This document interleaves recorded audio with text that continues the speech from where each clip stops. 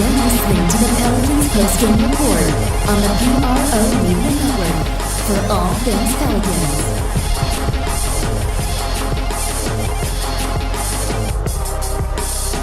For all things Pelicans, now tuned into the Pelican postgame report on the PRO Media Network. What's going on, fam? I'm Big Q on the Pelican postgame report. It's Friday again. It is Friday again. The Pelican postgame report is in the building. Got my co-host with me riding with this edition of the Pelican postgame report. Pelicans are interested in Ty Lue. He visited today. We'll give you the latest on that. We're gonna bring in My DC. name ain't Ty Lue. We'll bring in DC in the chat. What's going on, DC? How you doing, brother? What's up, man? You say you gonna bring your Pelican contributor and you start talking about Ty Lue, man. I'm like, hold up. AI ain't cross me and step over me, dog. He did cross him up pretty. That's what I know Ty Lue from. I ain't gonna eat front. I didn't know who Ty Lue was till that happened. He When I walked was a right kid. over. Right. I remember that play. But anyway, on this edition of the AI Pelican. say he felt bad about that, Big Q. We was Yeah, just on the I heard. podcast talking about I heard that. I heard that. that. He said he felt bad about that and he wished he never did it.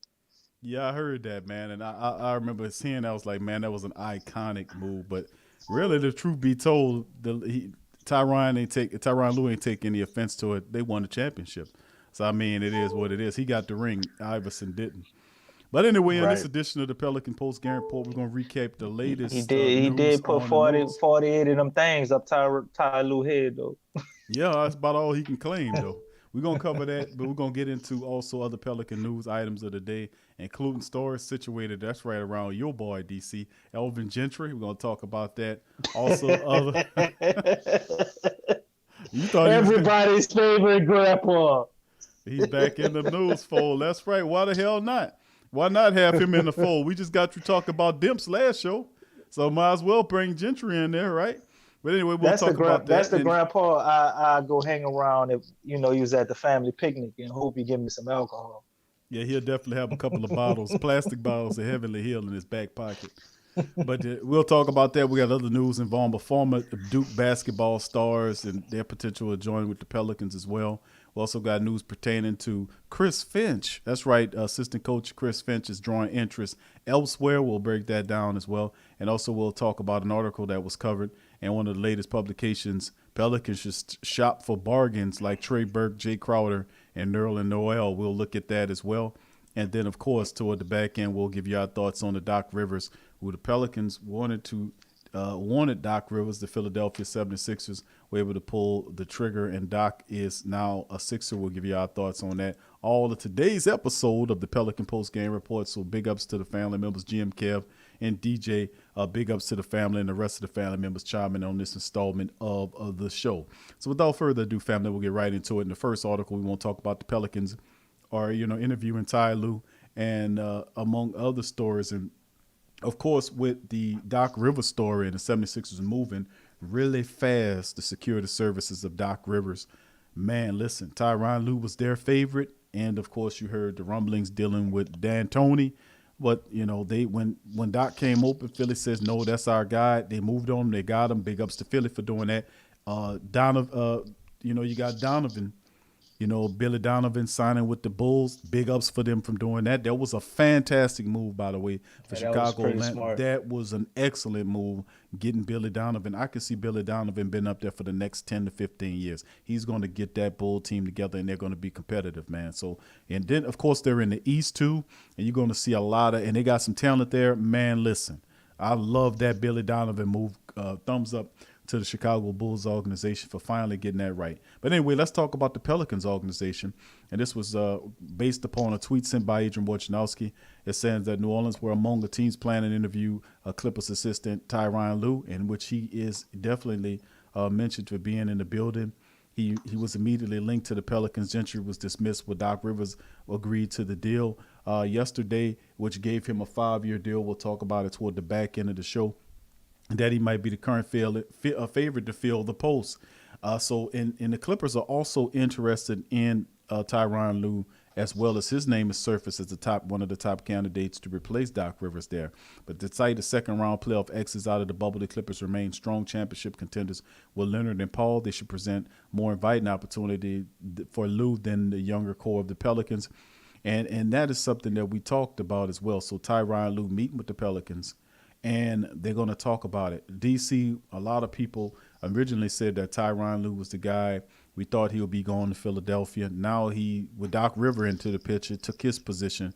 Tyronn Lue is looking at the Clippers, which he's very familiar with. He was there before as of recent. And now we're looking at the Pelicans. What do you think about the prospects of the Pelicans interested in landing Tyronn Lue? I know I think this was Mozzie's guy. I think he likes Lue and the goofy guy that used to be Cleveland's Cavaliers coach, Mike Brown. But what you think about this guy, Tyronn Lue?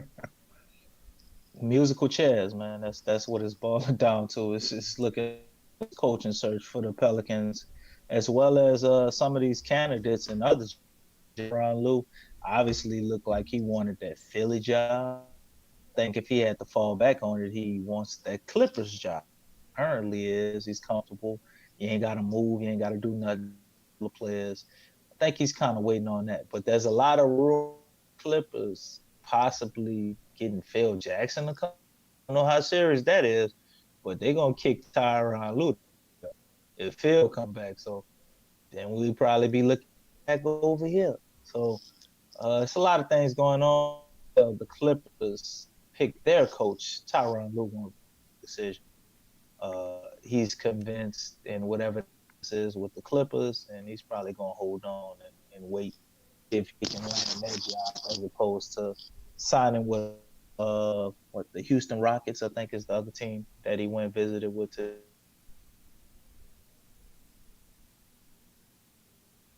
All right, yep, that's absolutely right. DC, your phone kind of breaking up. We might have to reset you. But that's one of the things that we've been talking about dealing with this team is the fact that the Pelicans, and they did say that they were going to be diligent in their course of action to land one of these players, and that's what I probably thinking to myself. It's like, okay, they are a team. They are doing that. I ain't gonna front. When Donovan left OKC, I would have been all over that. I would have jumped and moved on that, to be honest with you, because I like Billy Donovan. I think he could have really helped the team.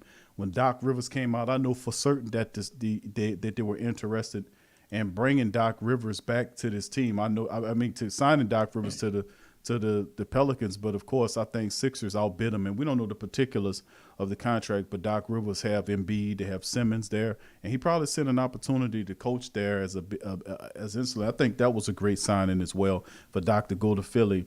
But now that some people put Tyronn Lue here with us as one of the top targets anyway, but like you said, he can come here and listen to what their offers. Nothing wrong with that. But he's at home in Clipper country, and from various rumors I'm hearing, now that the head coaching position is open, it's in-team hires is more Tyronn Lue at the top because of his experience. He has a championship ring. He's familiar with the personnel there. It'd be an easy sign and a younger coach to go along. Not as much drama as you had with Doc Rivers and his daughter and Paul George and all that kind of stuff going on. A lot of back behind the scenes stuff going on. So it was easier to get rid of Doc than it was to get rid of, Paul George and Kawhi Leonard, who you just brung there. So Tyronn Lue makes a lot of sense for the Clippers to retain, which means that our Pelicans will keep looking, keep moving on in the coaches search. But we'll see. Crazy stuff has happened in this league to tell you no difference. Okay, and also I hope he get that Clippers job. Obviously. Well, I mean, that's the thing, though, man. A lot of people say, okay, Tyronn Lue comes, he has a championship ring. A lot of people feel like that's more LeBron than Tyronn Lue, even though I don't know if I can get with that. But I understand where they're coming from, what the thought process is on with that. But we'll see what shakes with that. But it's just the Pelicans are meeting with Tyronn Lue and to discuss money and scheme and what he think he can do for this Pelican club. But, man, listen. I don't know, man. I'm still a Mark Jackson guy, and of course, an article came out recently, talking about both of those guys, both speaking about Mark Jackson and Van Gundy. Both of them want coaching jobs. Matter of fact, Stan Van Gundy is a a potential person of interest with Ballmer and the Clippers. That was that article I read where he's interested in the Clippers job, Van Gundy. So I mean, so if that's interesting, and also Mark Jackson is also interested in coaching in the league. And unlike previous years, there were a lot of opportunities for Mark Jackson to get back in there. Will the Pelicans pull? He's at the top of my candidate list for obvious reasons. But can we get an interview with Mark Jackson just like that interest? We'll see, man. We'll see if we can really get that interview because that's the first and foremost thing. We definitely got to interview him, man. Tyronn Lue, I think is a good coach, but my thing, like I was telling you when we were in our prep meeting, what has he developed? I don't see him developing any talent. So Cleveland had a major issue with that. You had all those years with him and LeBron. As soon as LeBron left, they ain't had nothing. Like nothing was cooking. So I don't like Ty Lue for those reasons, but I think he'd be excellent for the Clippers. And I'm with you, man. We need to get Mark Jackson on that interview. I want Lionel Hollins and I want Jay Kidd. I want him to interview those guys, make a decision. Yeah, I'm with you on that, DC, man. We got to get those guys. And now that the season, we have two teams left. And, of course, Jason Kidd's on there. And when the season over, you'll see the Pelicans really get active with interviewing guys. But getting Tyronn Lue in there means that they're really looking at some guys with some championship experience, which is a positive, Okay, let's move on to the next story here, man. We're going to talk about former Pelicans coach and DC's favorite, Alvin Gentry, is a serious possibility to join. My favorite. That's right, your favorite. That's your goddamn guy. No, that's everybody's favorite grandpa, bro. Okay, my bad. I got you. All right, so but that's right. Doc Rivers, of course, we know Doc Rivers, of course, took the job in Philly.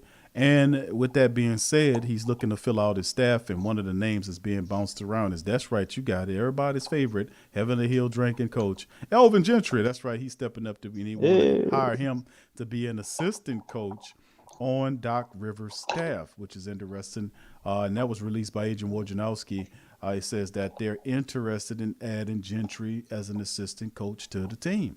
And, of course, Alvin Gentry, career record as a head coach is 5'10" and 595. Gentry has a good reputation around the league, so he'll be another nice hire to their staff as a franchise looks to get back on track after the 2019 season. And the team did not come anywhere near the expectations. But the thing is, Gentry as an assistant coach to operate to give ideas for the offense is not a bad look. The guy is simply he's not a head coach. He's perfect in that role as an assistant coach. And I wouldn't be mad if he took that job in Philly. Of course, Alvin Gentry is a sought-after candidate right now, as the Sacramento teams is a team that's also interested in giving Alvin Gentry a job as a assistant coach as well. And we'll see how that shakes. So all of a sudden, Alvin Gentry is a hot-button topic right now between Sacramento and Philadelphia. DC, what you think about that? Come on, guys. You gotta hire me. I promise I won't make it a dumpster fire. I think that would be probably one of the better moves that Philly could make, because as we said so many times, if you just allow Alvin Gentry to kind of tinker with the offense until, you got to get the hell out the way the last 4-5 minutes of the game, because we know he's going to screw that up. But if you allow him to just kind of offensively do his thing and put his staple on stuff, I think that would be an excellent move. I mean, the Warriors won a championship with him. Doc's first year with the Clippers, he was with Doc, and they got that whole thing going, Live City and all that. So I think it's an amazing thing to have him. Now Sacramento, I guess he goes over there. He's probably hoping Luke Walton gets fired so get another head coaching job. I don't know what that'll turn into, but the Philly job would be really interesting and probably a smart choice for him. Yeah, I would say Philadelphia too. Not so much Sacramento, but with Philadelphia, you have more. I would say security. You have Doc Rivers there. They know they're gonna have Doc Rivers locked in. He's gonna have a winning organization now for the next 3 to 5 years. So you never know if he goes to Sacramento. I think Walton is over there right now. It's speculation about Walton and will he be able to, he might lose his job. So I think that's a part of it too. But also if he goes over there, another thing could be like if he wants to be a head coach again, and I'm hearing that he is, then he can go with Walton. And when Walton get fired, because it's just a matter of time when he could become a head coach as an interim coach. So that's another interesting perspective to look at, because I don't think Gentry wants to sit there and be an assistant coach. He wants to have an opportunity to coach in the league. He still feels like he has something to give. So I don't know what for.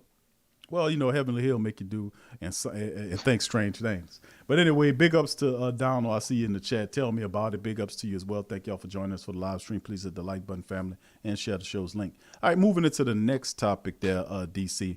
Adrian Wojnarowski also mentioned some other news dealing with the Pacers that had candidates. Well, Adrian dropping all the bombs. All over it, bro. Age be dropping it. And, he dropped F-bombs, too, if you remember that one. And he's meeting candidates this week. He said the Pacers are interviewing candidates, and at the next, and he said the roster of interviews so far has included the Grizzlies' former coach, Dave Yeager. You remember him, Grizzlies and Kings coach, and the Pelicans assistant, Chris Finch, is a guy also sitting up there. And they say Yeager is considered a strong contender in the process, and also Chauncey Billups gets a sit down too. So Chauncey Billups, Dave Yeager, Chris Finch is in the building interviewing for the Indiana Pacers job. What you think about Chris Finch? Is a pretty good coach.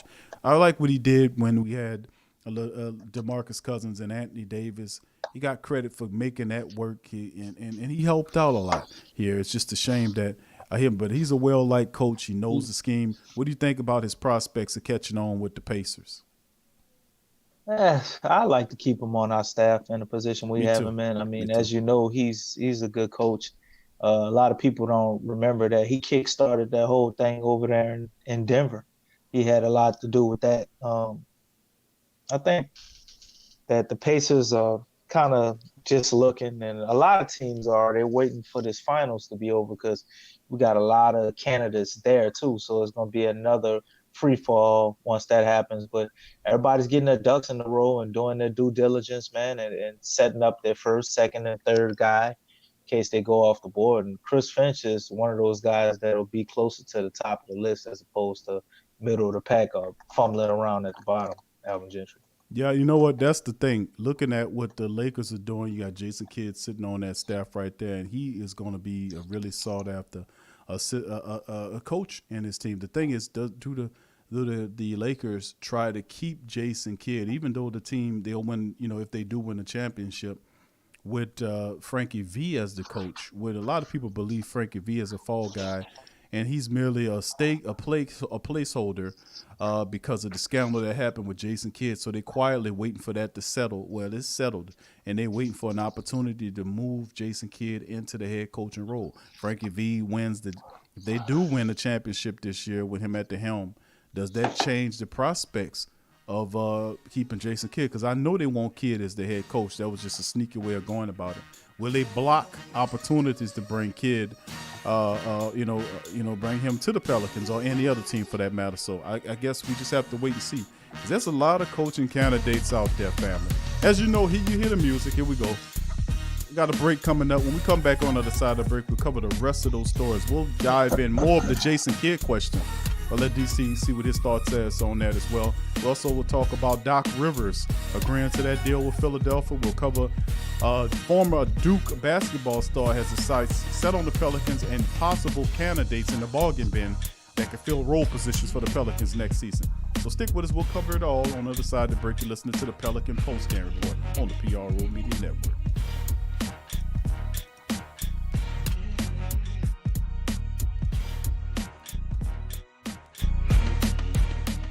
Remington Tax Solutions is a company that, together with their partners, provide virtual tax consultation and preparation for individuals, small business, and nonprofit. They also provide notary and a host of other business-related services for their clients. Their associates provide a systematic yet very client-centered approach to their services. They offer the industry knowledge and insight to help solve your most complex tax issues. At Remington, their currency is time, the one resource that cannot be replenished. For that reason, they utilize the simplest and most effective forms of technology to make their services faster and more efficient. No need to wait in the office until your taxes are completed. Simply upload your documents via the Taxes to Go app or via their client portal, and they'll take care of the rest. Remington Tax Solutions is a member of the National Association of Tax Professionals and participates in the IRS Annual Filing Season Program, which is a voluntary tax education program to stay abreast of the ongoing changes in tax legislation. Remington Tax Solutions has a strong connection to the communities in which they serve. It is a part of their mission to make a positive impact on the lives of their neighbors. So, if you're looking for a reliable, effective, and trustworthy tax preparation service, Remington Tax Solutions is the business for you. Contact Remington Tax Services at their number 682-307-4410 or simply go to remingtontax.com. That's remingtontax.com. Remington Tax Service, virtual tax preparation for the individual and small business. Get straight sports talk from the Sports Coma with Big Q and the guys. Embrace Pet Insurance is more than just pet insurance. Embrace Pet Insurance promises to provide genuine support and certainty when your pet need it the most. With personalized accident and illness policies, compassionate customer care, 24/7 access to veterinary professionals, flexible wellness plans, timely claims processing, and online customer portals, their values is what makes them Embrace. So, when selecting a pet insurance company as a partner in your pet's care, you deserve a company that has your pet's best interests at heart. Get top-rated and reviewed coverage for your pet today. Up to 90% back on bills at any vet, total protection, pet insurance and wellness, and dependable claims payments. Get the top-rated and reviewed coverage for your pet today. Go to embracepetinsurance.com. That's embracepetinsurance.com. Check the link in the description section below.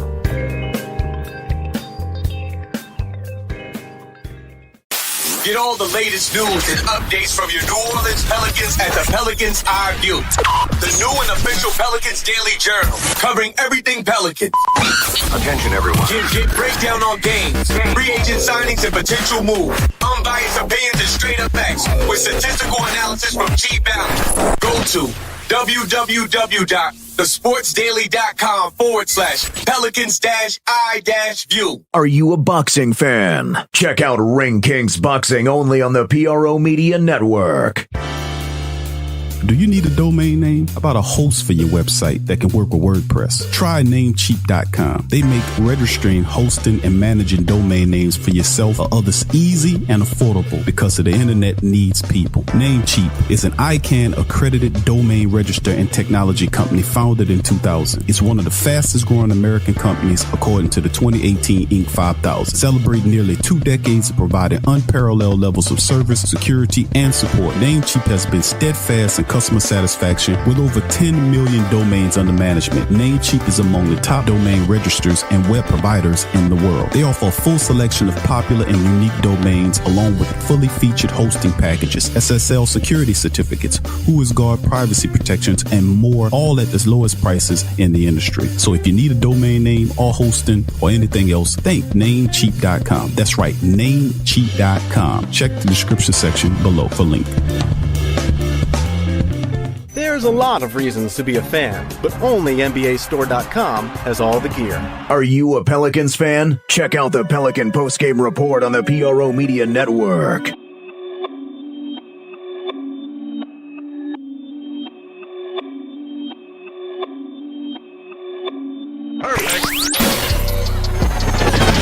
You're listening to the Pelicans postgame report on the PRO Media Network for all things Pelicans.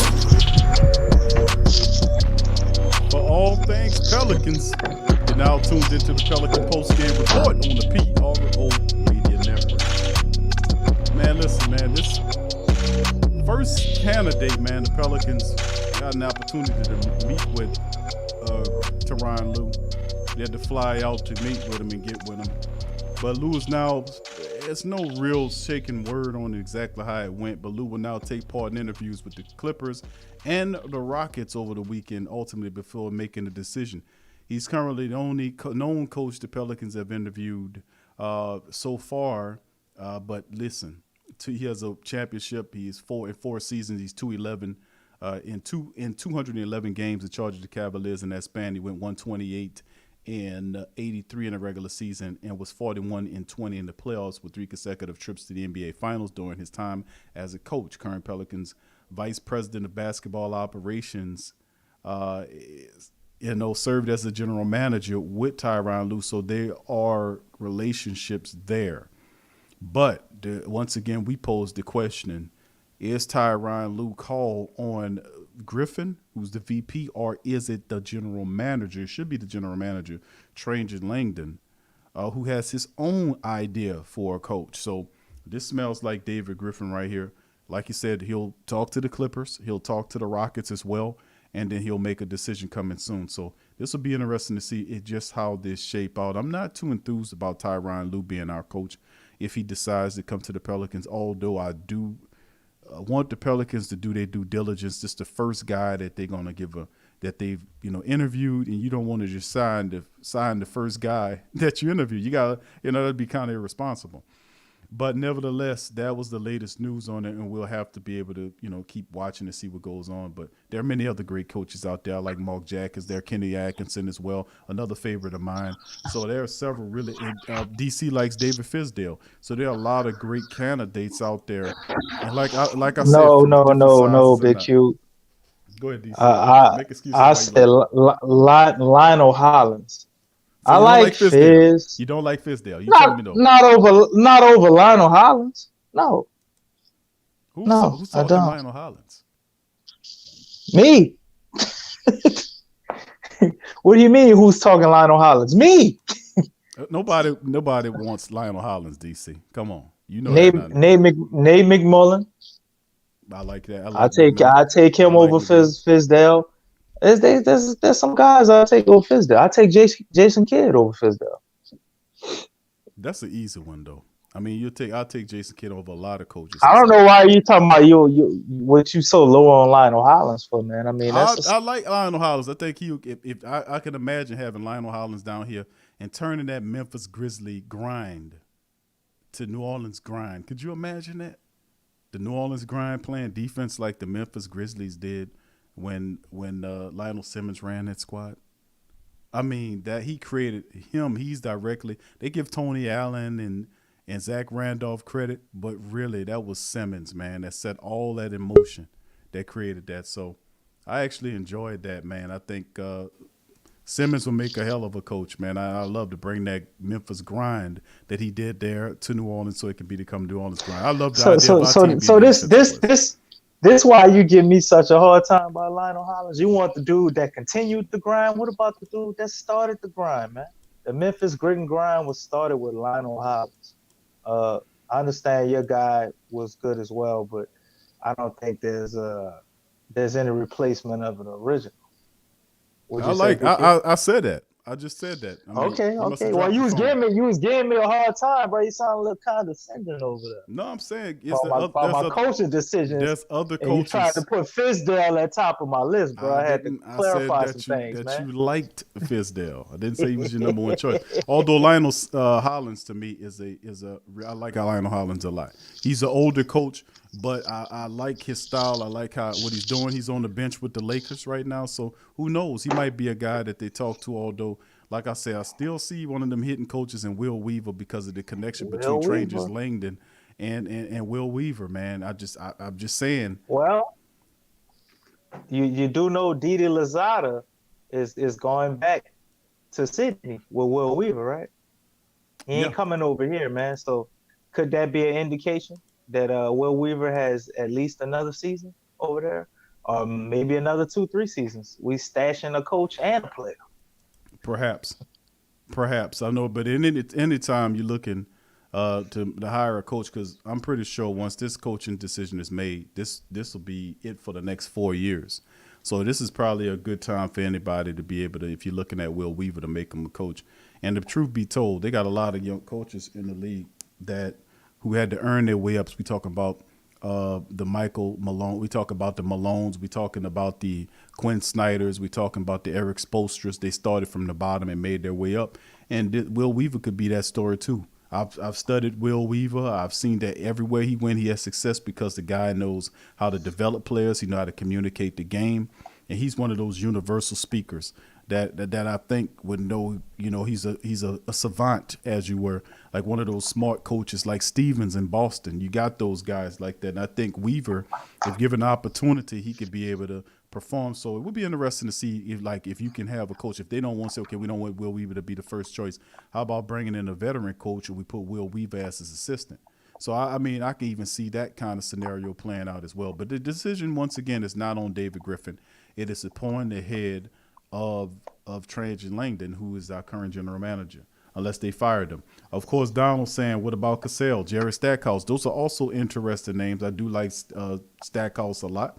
I think Stackhouse is phenomenal. I like Sam Cassell, too. What, he's been sitting in D.C. for 10 years as an assistant coach? Looking for an opportunity. He got a wealth of knowledge over there, man. Yeah. Might be 12 years, I think. Might be a little more than 10. 10 plus years. He moved around a little bit. But, man, listen, Cassell with that Clipper staff, I've heard rumors, reports saying that they're interviewing Sam Cassell, but there's a lot of push for Cassell. It's a lot of push for Stackhouse, who's doing a lot of good things. But it's such a cluttered and crowded market, it's hard to call. So many coaches around. It's ridiculous, man. All right, let's move into the Doc Rivers story. Right now, Doc Rivers agreed to a 5-year deal. As we covered this early in the week. He reached an agreement on the 5-year deal. The particulars of the contract, outside of when we're talking about money, has not been revealed yet. The deal comes only 3 days after the Clippers cut him loose. Boy, he didn't last long. It also means he will return to the Atlantic Division, where he'd be a principal rival of those Boston Celtics, whom Rivers won an NBA title with in 2008 as a head coach. So that'd be fun seeing the Philly and Boston rivalry rekindled.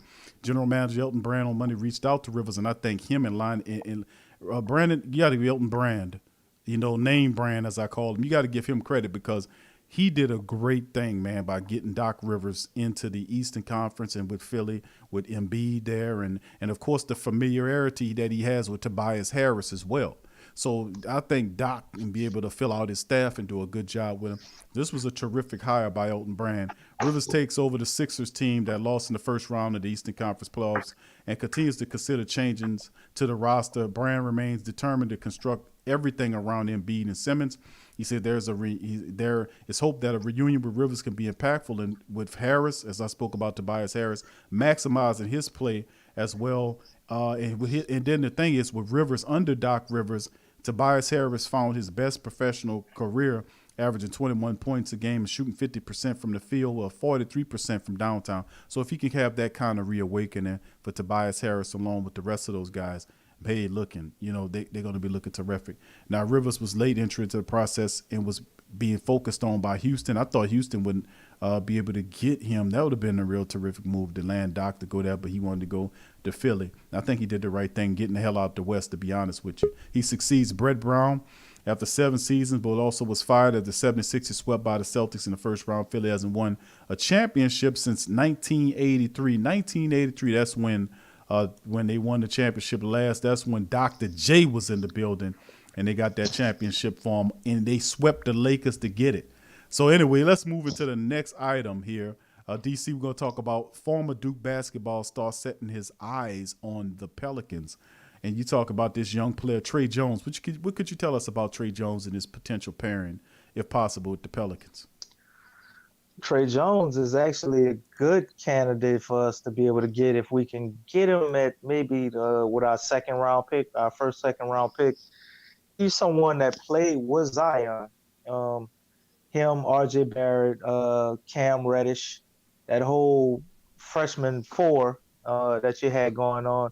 All those guys were highly recruited. So Trey Jones was as well. ACC Player of the Year last year. He's going to give you about 16 points, around 3.8 rebounds, and about 6 assists. And he has chemistry with Zion. He knows Brandon Ingram. He's familiar with J.J. Redick. All those guys already have a relationship. I think it's good, man. Frank Jackson, he's familiar with him. We got the whole Duke brotherhood going. We're probably not going to keep Jalil. So it'd be nice to see another Dookie there. And Trey Jones is a point guard, y'all. Like, he's not just a guy playing the point and is actually looking to score a bunch of points. Nah, he wants to get his teammates involved. Very unselfish. Plays hard defense. plays hard defense. It's not a little guy, about 6'4". I like him, man. I like him as a backup point guard for us. And we can keep working on our guy, man, Alexander Walker, as a combo guard and kind of moving that around. But I think Trey Jones is exactly what we need, as having a backup, somebody who can actually play point guard and facilitate. That's actually his strength, is being a facilitator. So I think he would definitely work here. He would fit right in, and obviously he wants to be here. You know how I feel about that, Q. That's what the Pelicans and the Saints. I want players who want us. So if you want to be here and you got some talent, I'm all for it. High basketball IQ. You know, I don't see a better option for the little bit of money you probably gonna pay him to be a backup point guard, unless you're looking at another one of those high end guys like Anthony Fallon from New York. Not New York, I mean North Carolina. Yeah, I was looking at tape on this guy, DC, and I like what I seen, man. I like what He's I a seen. winner, Q. Yeah, I like what I seen from him. I ain't gonna lie to you, man. I like how he plays on film. He plays fast but smart. He can knock down the 3-point. He can score at in any area on the floor. He can facilitate the ball if he wants to. He has a quick first step. I like him, man. I like him, and you're right. He is a winner. And if you look at it, he's considered a late first round pick, maybe an early second round pick, according to several reports. We said the Pelicans. Of course, the Pelicans have several, second round picks, several of them this season, which is number 39 and I think 40 or 43, something like that. But they said he could be potentially in the range. So we'll see what's going on with that man at the end of the day. But you was right, Frank Jackson is a restricted free agent, and this kid does have more upside than Frankie Jackson, man. So I mean, hey, man. I mean, Trey Jones to me, man. We could have them all, man. Right. Perfect world. I still, man. Listen, I still like this kid, man. I like this guy. I like him on film, man. I think he could be a winner for us. But anyway, let's keep it going. We're gonna go to our final topic of the show here, DC, and we're gonna talk about the bargain basement, which is pretty much where a lot of people are feeling that the Pelicans should spend some of their money to fill some of the roles on the team. So this is a report coming from the Bird Rights, which stipulates Pelicans should shop for bargains like Trey Burke, Jay Crowder, and Nerlens Noel. Now, by the way, remember, we drafted Nerlens Noel. And at first they wanted to pair him, but then, that's when Dale Demps was here. And they drafted him, I think, the year after we drafted Anthony Davis. And people at first thought they were going to have Nerlens Noel and AD together, and they were calling them the Thin Towers. A parody on the Twin Towers, the Thin Towers. But anyway, they ended up trading him to Philly later on, and he just his career never took off. And that's when you had all that.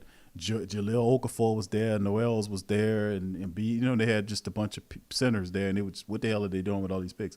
But anyway, now is the point where you're looking at the roster and you're seeing that what we're dealing with, and you're going to need to kind of make way and try to find some players like some of these guys that can help out. Well, according to the article, it's saying that David Griffin is the correct stating the Pelicans have one of the most attractive openings in the NBA. Of course, you talk about Zion Williamson, who the reigning most improved player in the league, Brandon Ingram. You got guys like Drew Holiday, J.J. Redick. And, you have, a lot of unrefined talent here as well, depending on what kind of coach you get. But most of the people saying that the Pelicans need that few little extra stuff, that mental toughness. They need players that are consistent, mature, and versatile. Most importantly, they need toughness, mental and physical toughness. Well, you might look at it and say, well, we need to go and shop around and smartly define free agents that could prove to be helpful for the team. Well, let's look at the backcourt. They're saying Ball is tremendous progress last season, but still needs areas of improvement. He wants to nab his own max deal, whether that's in New Orleans or somewhere else.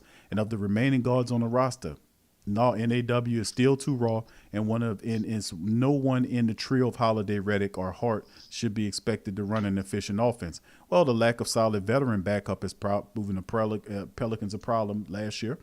And, of course, they're saying that they need to find someone who can adapt quickly to the offense and provide leadership as key while the team adjusts to a new coach and a staff. Now, Toronto, we know about Fred VanVleet, who will be an obvious target, but we know he's going to probably end up re-upping and going back to Toronto. They love him a lot. with his championship experience and key for knocking down big shots in key moments. You got that Robert Horry gene. But it's unlikely the Raptors will let him walk away. Absolutely not. They're going to tie him up with a fat contract. Incredibly affordable options are perhaps a guy like Trey Burke, who did good. Remember Trey Burke kind of reworking this thing? I don't think he's going to be affordable, Big Q. Well, you're looking at Dallas. Trey Burke was balling, man, in the playoffs. Somebody going to give him a bag. Yeah, he looked good in that with Dallas. He looked better than Van Fleet in the playoffs. Yeah. And we know he going to get a bag. But see, that's the thing about Trey Burke that was really crazy. He was a high pick, but he's always been good, man. Yeah, he always been. And then he was off and on hot and cold. Since he was in Michigan, man. He always reminded me of AI. That's what I would compare him to. And I guess it's his size, man, because people just kept bouncing him around. But he was playing good the whole time. I mean, he wasn't averaging 25 points a game or nothing crazy like that, but he gonna give you double figures, and he gonna play hard. Now listen, he's actually a decent defender. Listen to this, DC. The numbers on him. While the Clippers, the 6 games with the Clippers in the Clippers series, he averaged 12 points a game, 3 rebounds, 2 assists, and he was lights out shooting the ball, 8 of 17 from downtown. He can attack the defenses off the dribble. He's a consistent threat with the long distance ball. In 2017-2018, he made 38% of his three-point attempts. And that mark would have been 4th best for any Pelican this past season. He's an effective field goal percentage shooter, 52.6, roughly just slight of 53%. That's both better than Holiday and Zobal. And per 36 minutes, you compare his statistics as well. He's one of the best free agents available. Now, per 36 minutes in 2020, the free agent point guards are like this. Trey Burke in 33 games, right? In 36 minutes, he's averaged 17 points a game. He shot 45% from the field, 43% from downtown. He averaged 6 assists a game, 3.5 rebounds, and a steal and a half per contest. And he only turned the ball over 1.5 times in those 36 minutes. Now, that's DJ Augustine, who averaged through 57 games, 15 points. DJ. Yogi Ferrell's another dude on there. Van Vliet, of course, we know he's not going to be available. And Goran Dragic is kind of age, 59 games, 36 per 36. He had 21 points a game, shot 44% and 37% from downtown. Well, we know Goran Dragic is always making big paper, but he's a lot older, and I don't know if the Pelicans are going to willing to spend that kind of money. But Burke isn't a spectacular defender according to this, but he's better than Jalen Brunson, they have a high upside on. They like Brunson a lot. DeJounte Murray, he outplayed him, Simmons, Dragic, and Eric Bledsoe. So, hold up. Ben Simmons made the all defensive team. But they're saying defensive real minus. They're saying defensive real plus and minus, which he was 0.05, and that's better than his teammate Brunson, the Spurs, DeJounte Murray, Simmons, Dragic, and Bledsoe, among others.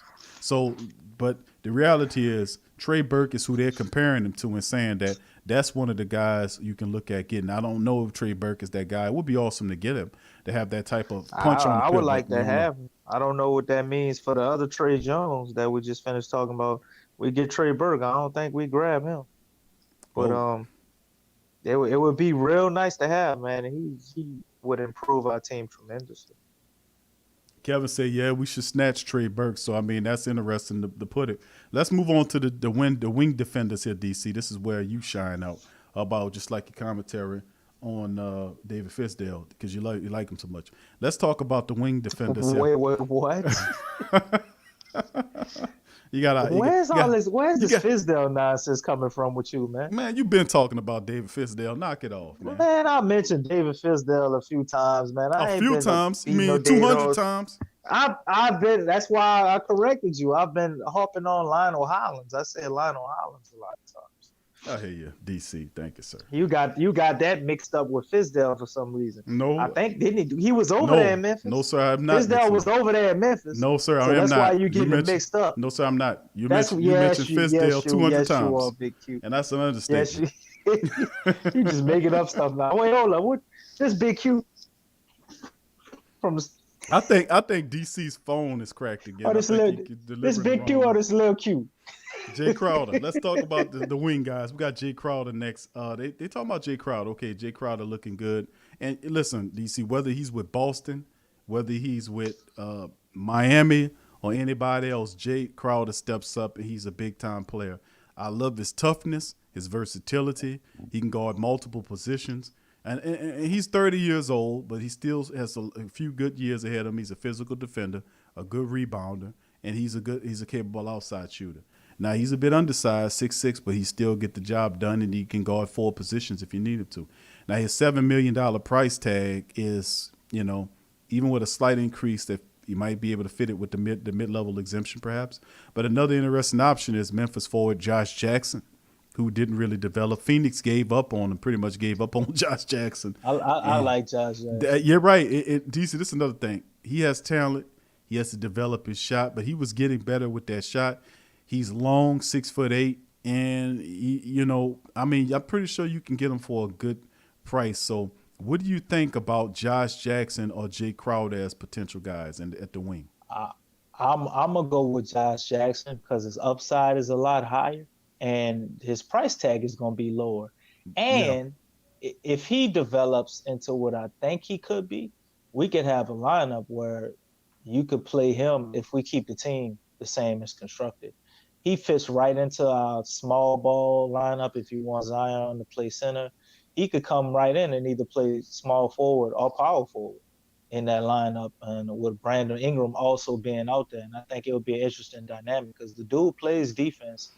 He's hitting his 3 now, and that really was the only thing with him. He couldn't shoot worth a lick, but all the other stuff, would be all right with him. I mean, obviously for his size, he doesn't rebound the way he's supposed to.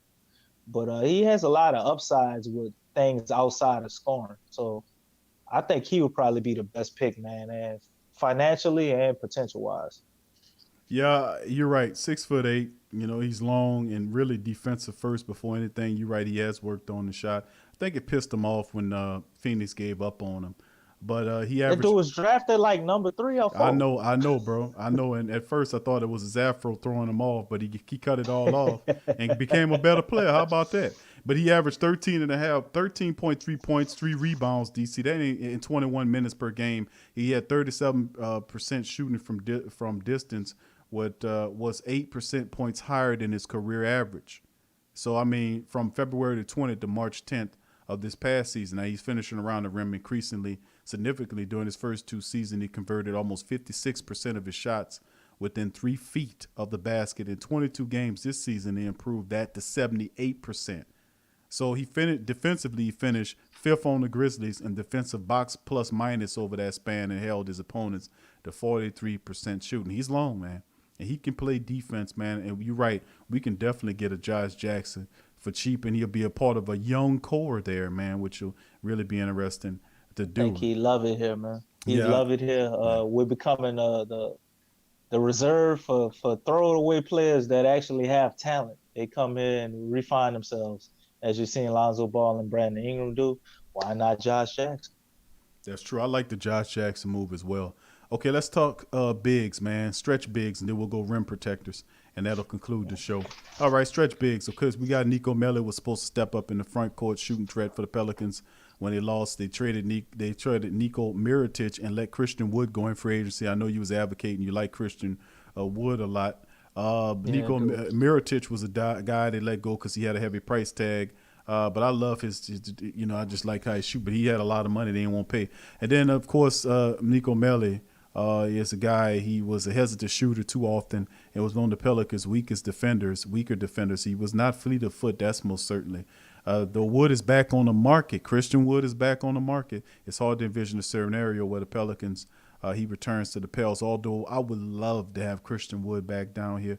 He showed he could play the game. He also showed that he had a long ball. He goes, he attacks the basket, he blocks shots, he runs the floor. What's this kid, DC, 6'11"? He can play two positions, boy, and he runs really well, man. I love his mentality. But you have him there. You also have guys like Gomez and Patrick Patterson. Herman Gomez is a big guy. Patrick Patterson kind of undersized for that. But these two stretch bigs, they're low cost. They're consistent perimeter shooting threats as well. that can possibly, help out Zion Williamson there. But Nico Melli in 60 games, he averaged about 14 points a game, shooting 42% from the field, 33.5 points percentage. Patrick Peterson had 59 games with 13.5 points, and Juan Herman Gomez in 48 games had 12.4 points. The interesting thing about it, DC, they call them stretch fours. 3-point shooting percentage. Patrick Patterson hit 39% of his 3-point shots, and he was 81% from the free throw line and averaged 7 rebounds a contest. Out of Nico Melli, Patrick Patterson, Herman Gomez, and Christian Wood, which one of these stretch bigs would you like? Christian Wood, no contest. We should have never let him go. Even over Patterson with those statistics? Yes. I remember Not even Christian a second Wood. thought on that, just straight on to it. I seen him here, man. I seen what he could do. When we had the whole Anthony Davis thing, and that's all folks, and all of that going on, who you think was playing? Christian Wood was balling out, man. I know what I saw. I don't know why we let him go. I think they thought Millie probably would have been a better fit, and they didn't want to bring all of them, and they was going to keep Jahlil Okafor because they were going to try to make that work. If Jahlil Okafor would have been out, I think we kept Christian Wood. And maybe Nico Millie still got minutes too. So I think they rectified a mistake because I don't think we should have let him go. And we would have been a lot better team had we had him. We would have been able to do a lot more interesting things with that big man lineup, bro. And it would have been very dynamic. So I say you bring him back, you rectify that mistake, and I'm going to let you go ahead and pick Patrick Peterson. No, I'll go with Wood, man. I like Peterson. I think he's a bit undersized, though. You can do a little bit more with Christian Wood. But I think Christian Wood do it all, man. Right. Peterson's 6'9" or 6'8". I think he's 6'8" or 6'9". He undersized for a stretch, what you would want at that position. I want a guy that's at least 6'10", 6'11", somewhere up in there. And because you can be able to swing him out to that. If you need him as a rim protector, you can slide him to 4 or 5, depending on whatever look you're giving. But you're absolutely right. I remember Christian Wood down here. That was one of the really under the cover moves that were good. And I was really kind of upset Slick side when they let Christian Wood go. He went up to Detroit and was balling for them and helping them out. So I would definitely like to bring him back. And you can get that guy for pretty much cheap. You don't have to spend a big amount of money. So far, what we looking at, DC, for the role players, if we had a chance to sign them, bro, we looking at bringing guys like, okay, let's say you don't get Trey Burke, and you won't, instead of getting Trey Burke, you get Trey Jones. That's what you're looking at. I think you would prefer Trey Jones over Trey Burke. Okay, so then we. Wait. No, I wouldn't. Don't put words in my mouth. I like Trey Jones. And I like developing him, but we need a point guard and somebody off the bench who can get buckets right now. What are you talking about, DC? DC, what are you talking about, bro? What are you talking about, man? You been drinking on the Heavenly Hill, bro? I said Trey Jones. My connection. You said Trey Jones. I said Trey Jones. I said Trey Burke. Do you not hear the words coming out of my mouth? You got a slight accent. You got a slight Jamaican accent, bro. I mean, I keep catching it. You mix them names up sometimes, Big Q, bro. Sometimes you say the That's wrong your accent, name, bro. DC. It's your island accent. I'm sorry, bro. I apologize. All right. So, Man, okay, Trey Burke. Anybody in the chat say if I got an island accent? I ain't got no island accent. I'm from the island of New Orleans.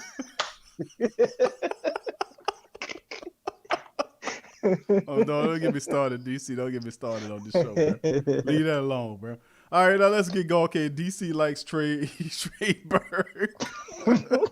He like Trey Burke. Told me, I'm going to pick, man, I ain't picking no Trey Jones over Trey Burke. I'm sorry. I like Trey Jones, too. I ain't picking him over Trey Burke, bro. Okay, we got you, DC. All right, we got you. All right, so you got Trey Burke. Okay, which I actually like that because you're going for the veteran who already got that big game experience. They got that experience. I got you.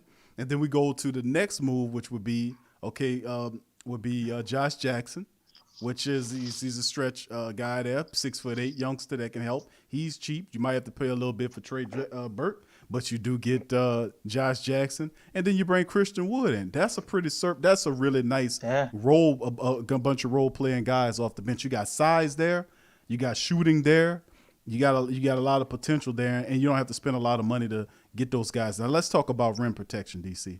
If the Pelicans are going to find someone to defend the rim, it probably won't come in free agency. The best possible candidates to step in. You're looking at cheap. Well, I mean, look at it. Nerlens Noel is a guy that's there. I don't see them going after him. You know that. You don't see him going after him. You know, even though he like him. OKC. I mean, he never. You don't have a jump shot, DC. I mean, he's a kind of one-trick pony. He's light. You know, even though he plays decent defense and stretches, he gets hurt a lot too. But, you know, anyway, but outside of him, I guess you can put Christian Wood in the rim protector seat if possible. Christian Wood isn't really a rim protector. Like, you he can play put defense. him right. He give you something down there. There you go. But I wouldn't consider him a rim protector. That ain't his bread and butter. So there ain't a lot of those guys out there. Well, let me ask you this: Whiteside, who is the guy that you put getting there? Who would you come that you ain't gonna pay a lot of money for the rim protector? Now you still have Derek Favors as the possible guy that you can bring back. He was making 16-17 million last year.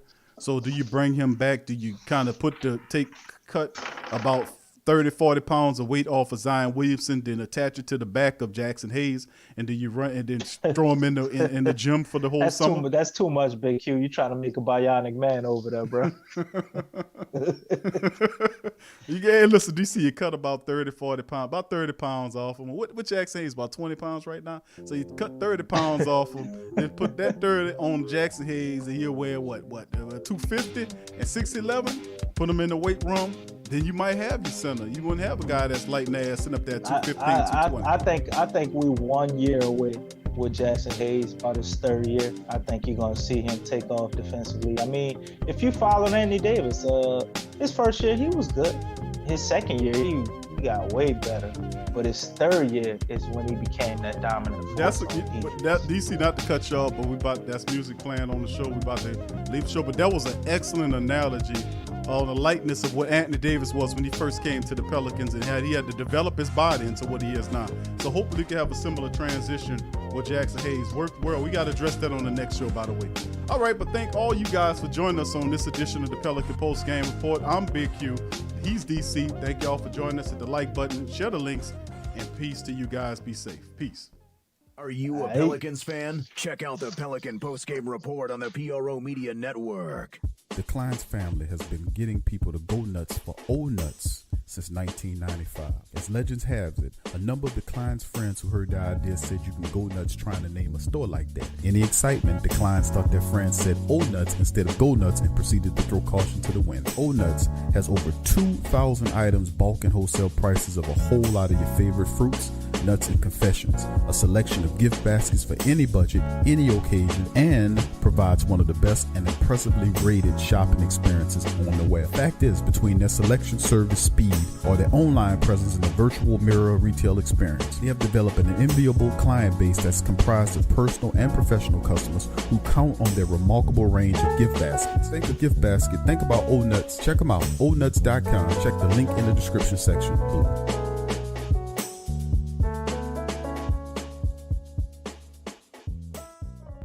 Tea is your escape.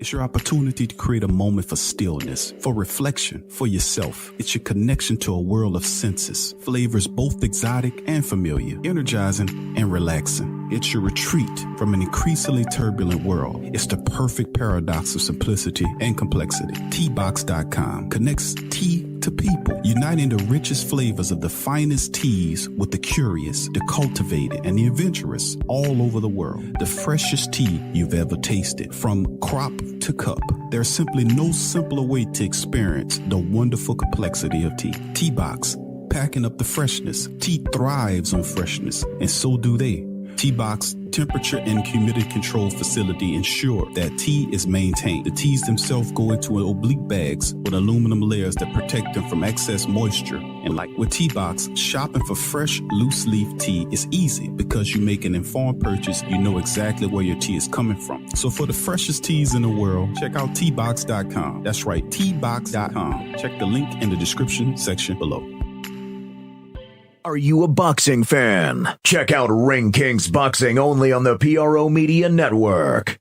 Go to newfrog.com for all of your electronic gadget needs. Fast becoming #1 online seller of cell phone and accessories, consumer electronics, automobiles and motorcycles, home and garden items, 5D diamond painting crafts, electrical and tool supplies, computer and networking supplies, lights and lighting supplies, sports and travel items, toys and hobby supplies, apparel and accessory, mother and kid items, health and beauty items, and much, much more. Newfrog.com has up to 70% off on some products. And you can check out their weekly promotions for all the best deals. Remember, when thinking online electronics and gadgets, think New Frog. Newfrog.com. Check the link in the description section below.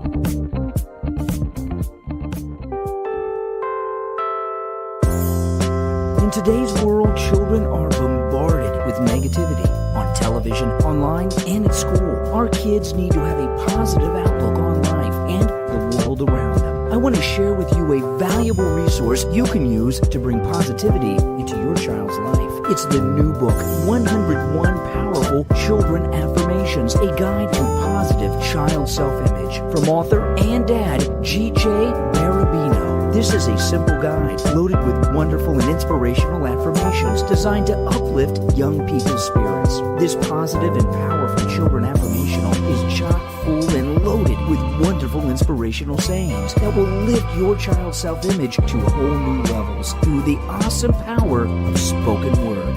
101 Powerful Children Affirmations, a guide to positive child self-image, from author and dad G.J. Barabino. Available on Amazon. Order a copy for yourself, your child's teachers, or anyone you know with children. 101 Powerful Children Affirmations, a guide to positive child self-image. Order your copy today. What's up, sports world?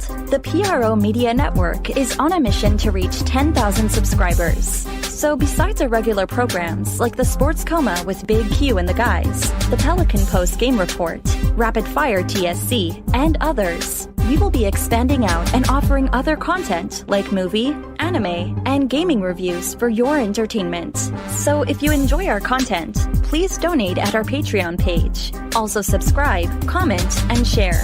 And help the PRO Media Network reach 10,000 subs. Peace.